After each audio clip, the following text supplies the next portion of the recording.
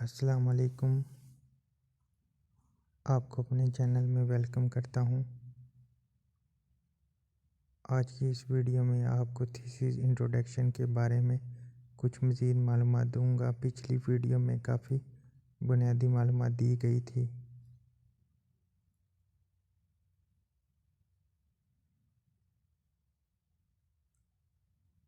Introduction के लिए मवाद कहाँ से ले सकते हैं? आमतौर पर इंट्रोडक्शन का मवाद मुख्तलिफ रिसर्च पेपर से लिया जाता है और इनमें इनके लिखे हुए इंट्रोडक्शन से ही रेफरेंस के साथ मवाद लिया जाता है।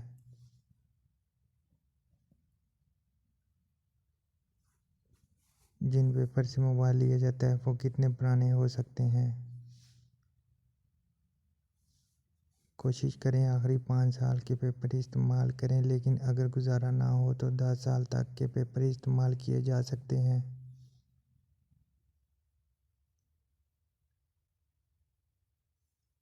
कितने साल पुराने रेफरेंस हम इंट्रोडक्शन में इस्तेमाल कर सकते हैं? आप 5 साल पुराने रेफरेंस इस्तेमाल करें तो बेहतर है, वरना 10 साल पुराने भी कर सकते हैं जैसा कि ऊपर बताया गया है।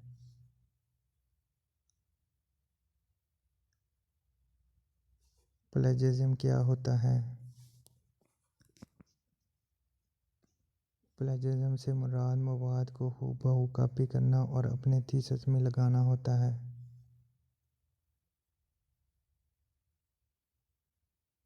प्लेजरिज्म को कैसे चेक किया जाता है?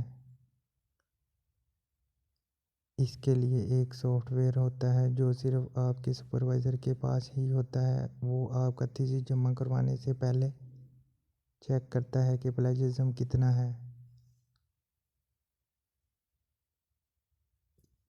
प्लेजरिज्म कितने फीसद तक हो तो थीसिस जमा करवाया जा सकता है?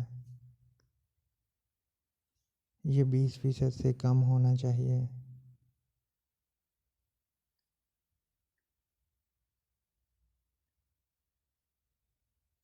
इंट्रोडक्शन की फॉर्मेट क्या होती है? आमतौर पर इंट्रोडक्शन में फ़ॉन्ट का जो साइज़ इस्तेमाल किया जाता है वो 12 होता है और इसे टाइम्स न्यू रोमन्स में लिखा जाता है। इसके अलावा लाइन स्पेसिंग 1.5 रखी जाती है और पेज का मार्जिन 1 इंच ऊपर, नीचे और दाएं से रखा जाता है। बाएं से 1.25 या 1.50 रखा जाता है।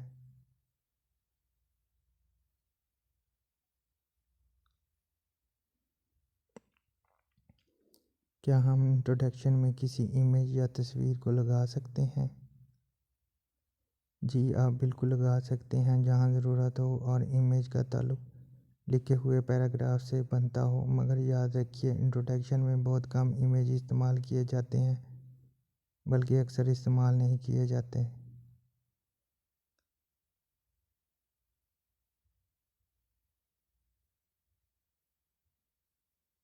वीडियो को लाइक कर दीजिए और चैनल को सब्सक्राइब करने के लिए के साथ साथ घंटी का बटन भी दबा दीजिए।